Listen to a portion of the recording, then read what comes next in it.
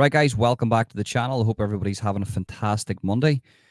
So I'm going to be talking about two subjects today. I'm going to be talking about UFC 295 and the ViDEOCRAiG situation. A lot of people have been texting me on Instagram, writing in my comment section, saying, are you going to release this ViDEOCRAiG live that you've done a year and a half ago or just under 2 years ago? So they're the two subjects that I'll be speaking about. So let's talk about UFC 295. So UFC 295 is the 12th. It's coming up very, very soon. I think it's this Saturday, I believe. What date is it today? I'm terrible with dates. Yeah, so it's in 6 days' time. So it's this weekend, Sunday morning. I might be doing a fight companion for that. I've done a fight companion for the Lewis versus Almeida fight on TikTok. Hundreds of people tuned in, so mad respect. Gained a couple of subscribers from that too on both platforms, TikTok and YouTube. So yeah, I might do a fight companion half on here, Rumble and Twitter, and then half on TikTok because I get more traction on TikTok. But UFC 295, and by the way, if I do have a fight companion premiered, I'll leave that in the description and you can set your reminders if you're into MMA. So UFC 295. So who have we got here, right? Let's get this up on my phone. Who have we got here? So we'll have co-main event. I'm going to talk about the co-main and the main event, and I'll talk about the rest of the fights throughout the week, right? So we'll have Pavlich versus Tom Aspinall. Now, Tom Aspinall is on a run. This guy is an absolute machine, and it's really good to see that there's a new heavyweight in here that's mixing it up because we cannot rely on Stipe Miocic and John Jones. We can't do that. We can't have the guy who is a light heavyweight, John Jones, moving up to heavyweight, becoming the biggest star in heavyweight, and basically owning the place. We need somebody to come in here to say, look, I'm here to stay and I can actually beat John Jones. Do I think Tom Aspinall has the skills to do that? Yes, I do. But he's up against the guy, Pavlich, who is an absolute beast. And people are sleeping on Pavlich. People are saying Tom Aspinall is going to come in here and annihilate this guy within 30 seconds. I beg to differ. Pavlich is a machine. He can pick his shots. He's very, very good. Stand up, and he will hurt you. So if you think Tom Aspinall is going to come in here and just dominate, you could be right. But what I'm saying is do not sleep on Pavlich, because if this goes the distance, or if Pavlich wins this fight himself, then I've told you here first that you should not sleep on this guy. This is a fight, ladies and gentlemen, and you need to be tuning in for that. But I wish Tom Aspinall nothing but the best, and I hope that he beats Pavlich and goes on this mad tour in the heavyweight division, fights the winner of Miocic and Jones and beats them, because the heavyweight division needs that. The heavyweight division needs a new kid on the block. You know, Derek Lewis, what can I say, man? Jesus Christ. That was an absolute terrible, terrible, terrible fight. And Almeida too, lying on top of him, really not doing anything. People were saying, well, Brazilian Jiu-Jitsu doesn't work on Derek Lewis. Catch a grip of yourself. Catch an absolute grip of yourself here. Of course it works on Derek Lewis. It's how you execute your Brazilian Jiu-Jitsu. So then we'll move on to the main event. Prochazka versus Alex Pereira. Now, this is an absolute scorcher of a fight. I can't call this one, but what I will say is, if I was going to bet my money, I would put it on Alex Pereira. For the simple reason is, Prochazka can be hit. And Alex Pereira likes to hit people. And he's very, very precise. So if I was going to bet on somebody, I'd probably bet on Alex Pereira. I'm not saying to bet that, put on that bet, but that's what I would do if I was a betting man. But do not discount Prochazka here. This guy is very, very unorthodox. This guy can change stance. This guy is willing to put himself in vulnerable situations to pull off the impossible. He's got this weird style of fighting. You know, he doesn't mind being taken down. He doesn't mind being hit. I've seen this guy being hit lots of times, eat it, walk forward, as if he was hit by a 5-year-old. So that's what Alex Pereira is up against. Prochazka can also get the knockout here. Prochazka can also go in here and win in a dominant fashion. But I do feel Alex Pereira will identify the vulnerabilities, not the vulnerabilities, but the weaknesses in Prochazka's game and capitalize on that. That's how I feel. That's how I see this fight going, in my opinion. crazy, crazy fights, a crazy co-main and a crazy main event. This is going to be a scorcher of a UFC 295 fight card. This is going to be a scorcher, and I cannot wait for it. So now we've got that out of the way, I can talk about the ViDEOCRAiG situation. So ViDEOCRAiG. So how I'll start this off, a lot of people have been asking me, release this live, Ronan, do this, Ronan, let me see this, Ronan, what, you know, cancel ViDEOCRAiG, Ronan. So one thing that I have to say here, I took that down for my own selfish reasons because I was absolutely horrible. You have to understand the atmosphere at the time. Just under 2 years ago, I came on and I done a live with Decca Higgy. I was friends with Decca Higgy. I thought he was innocent back before he morphed into a version of Voldemort and Jackie Stallone. Like, what has happened to Decca Higgy? I mean, wow. The guy's aged about 15 years in the space of 6 months. It's crazy. So what I'm going to say to you is, I done a live with Decca Higgy about 2 years ago, all that time ago. And he came on and I was supposed to ask him hard questions. Asked him no hard questions, but I brought something to the table. I brought the ACRO to the table. Before that, everybody was scrambling for enhanced DBSs and prove this and prove that. And I says, well, hold on. You can show allegations and convictions. Just show an ACRO. There's one that shows allegations and convictions. I've got the clip on my channel. I'll actually leave the clip for that in the description of this video if you want to go over and watch that for proof. So, make a long story short, he didn't show it. There's a 55-page ACRO out now. He says his is 37. I'm saying they're both the exact same. One's digital and one's paper. One adds up to 37, one adds up to 55. But anyway, the paperwork's irrelevant because Decca Higgy has admitted that he has been convicted of a sexual assault. He has 2 rape allegations and an allegation against an 11-year-old girl. Now, whether you want to believe that that guy is the most unluckiest guy in the world or this is one big mad trolling campaign and he's still guilty, that's fine. That's fine. I don't care. It's no skin of my nose. I'm not making Decca Higgy content, but ViDEOCRAiG has found himself in a situation where people are coming to me saying, Ronan, ViDEOCRAiG needs cancelled.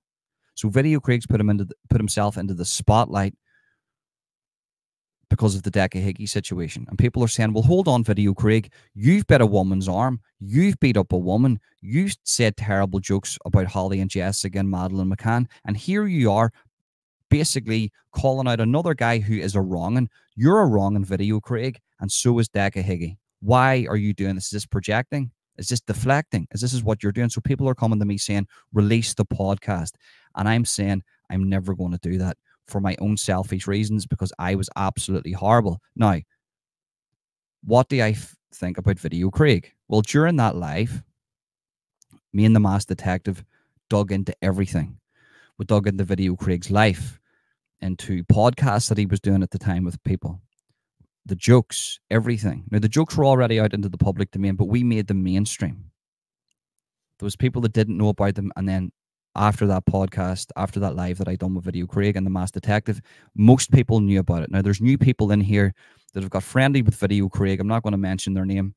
And now they've turned their back on ViDEOCRAiG because they've seen the jokes, and they're well in the right to do that.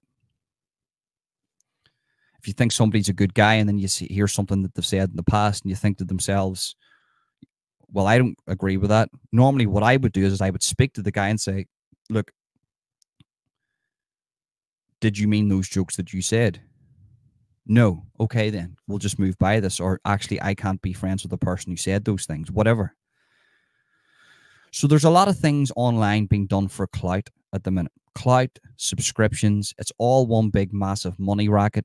People actually don't care about him saying those jokes. I need to break this to you. People don't actually care about that.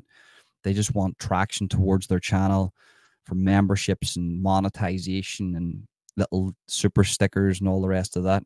That's what that's done for. And just for you to know, that's the truth. But my view on ViDEOCRAiG, do I agree with those jokes? 100% I don't. And I'll tell you why.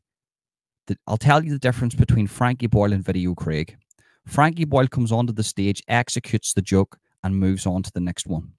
ViDEOCRaig told the joke about Holly and Jessica and then went deeper into Madeline McCann.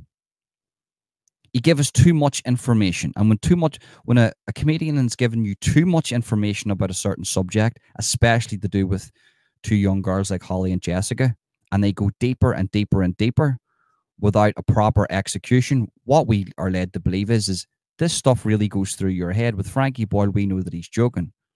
With the ViDEOCRaig stuff, it actually looks like that this is what he's thinking. Now, do I actually believe that ViDEOCRaig is a sick, twisted bastard that actually thinks these things and gets gratification from thinking these things? No, I don't.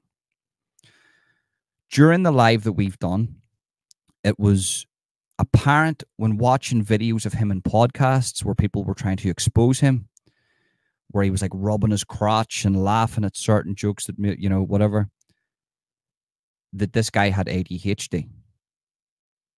So he was exempt then from criticism on his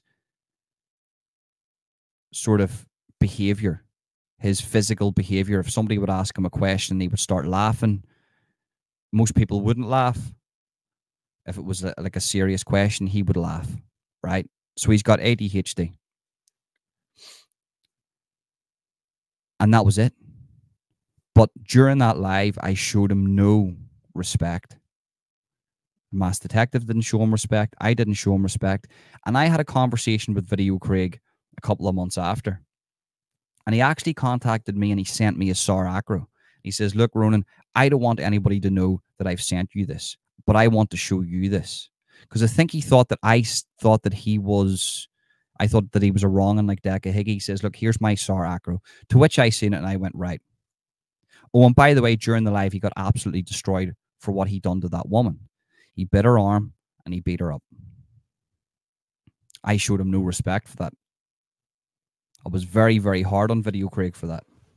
Now, what's the difference between ViDEOCRaig and Decca Higgy? ViDEOCRaig has never been convicted on a sexual assault. ViDEOCRaig doesn't have rape allegations, and ViDEOCRaig has never been accused of doing anything to an 11-year-old girl. That's the difference. I don't know if he was convicted for the bite on the woman and beating her up, but he done that. And what ViDEOCRaig needs to realize is that for the rest of his online career, he's going to have to put up with people that are going to try to destroy him because of his actions, and he needs to accept that. Because if I done that to a woman, I would have to accept that. If I done that to a woman, I probably wouldn't be online because I would think to myself, people are going to find out about this and be horrible to me. But if he wants to have an online career, then he has to accept that. There's going to be certain people out there that just don't like that, don't like him for his jokes, and don't like him for the biting of the arm and beating the woman up. Or doing that to her eye. Don't know if he beat her up, but he bit her and he punched her at least. So he needs to accept that. And he's also put himself into a demographic of people that will absolutely try to shred him no matter where he looks. So he needs to accept that. But do I think honest, gun to my head, do I think ViDEOCRaig's a wrong'un? I don't think he's a wrong'un.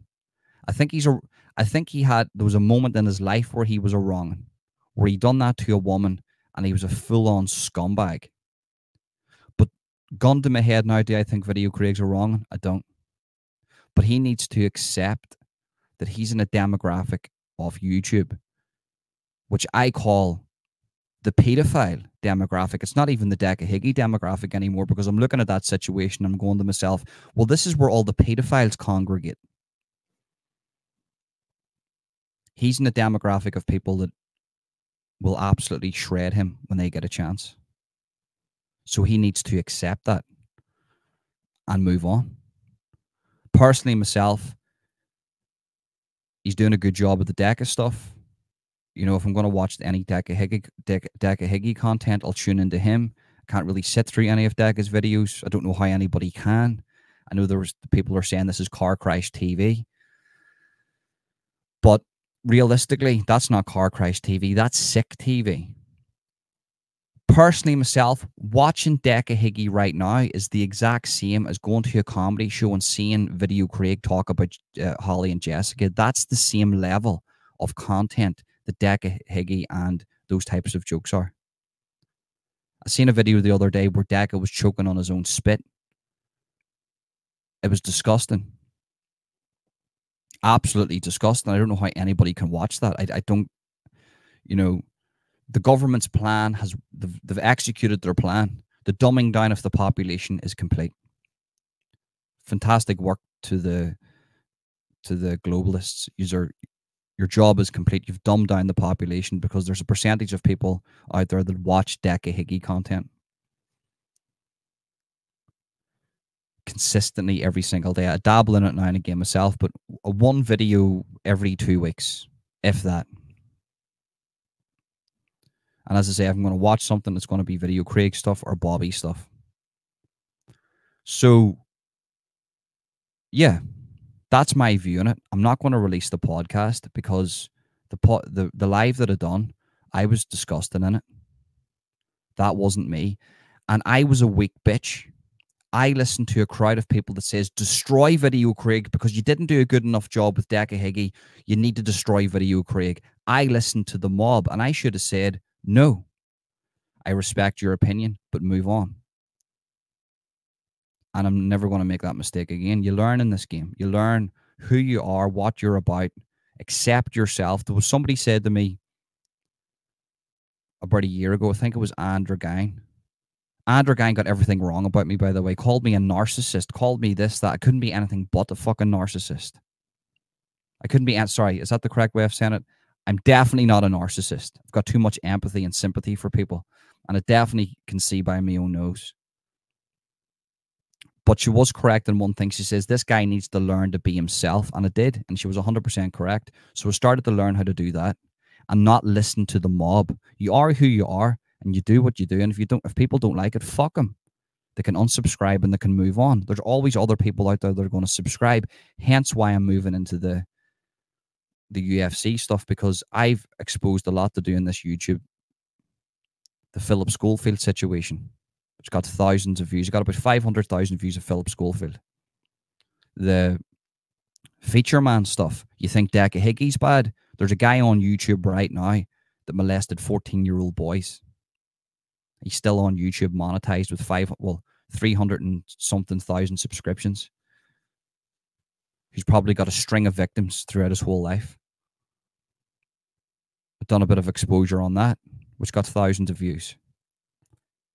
And I had to walk away from that because that's not good for your mental health. Because whenever I would consider myself a pure guy, somebody who doesn't hurt women or kids or men for that matter, who just lives my life, that's bad for your head. Because if you're going to, they say you are what you eat, but you are what you surround yourself with. And that to me was corrupting my mental health, where I was paranoid about people.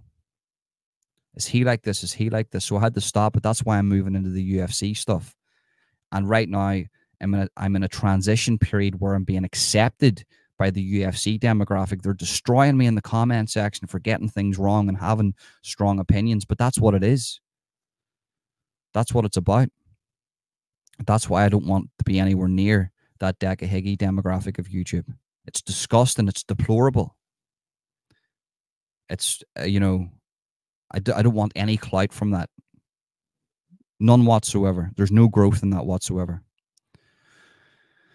But ViDEOCRAig's going to have to accept that he's going to be destroyed on YouTube for the rest of his career on here.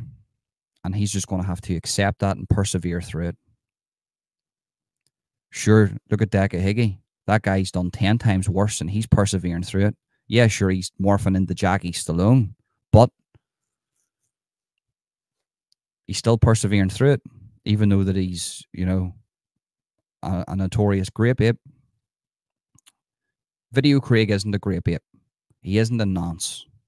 He said stupid things, stupid jokes. He shouldn't have said that. And if he was going to say a joke like that, he should have said that later on in his career whenever he was an established comedian. That ruined his comedy career. Should he have said that? No. Do I agree with what he said? 100% not. But I am an advocate for freedom of speech. And I will back the people that are hating ViDEOCRaig, and I will give them the right to hate on him. Just like I will give ViDEOCRaig the right to say whatever he wants, even if it's disgusting and deplorable. Everybody has the right to criticize, and everybody has the right to say what they want. It just so happens ViDEOCRaig said something really, really stupid. And on top of that, he was convicted on biting that woman and punching her in the face.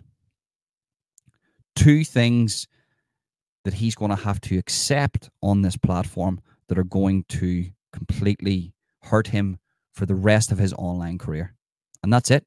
That's it. I don't agree with those jokes. Didn't find them funny. But I do find Frankie Boyle stuff funny because he executes them in a way where they actually are funny. But let's not be hypocrites and watch Frankie Boyle and get at ViDEOCRaig. But they are the reasons why. There's no excuse for the biting that woman and hitting that woman beating and biting a woman. There's no excuse for that. I don't even know how you find yourself in that situation unless you're on drugs. I think he says that he was on drugs during the live. It was 2 years ago. I can't really remember. But that's it. That's it. You either accept ViDEOCRaig or you don't. You either like him or you don't. But ViDEOCRaig's going to have to definitely come to terms with that this isn't going to go away. And there's always going to be people on here that are going to try to take him down because of those things.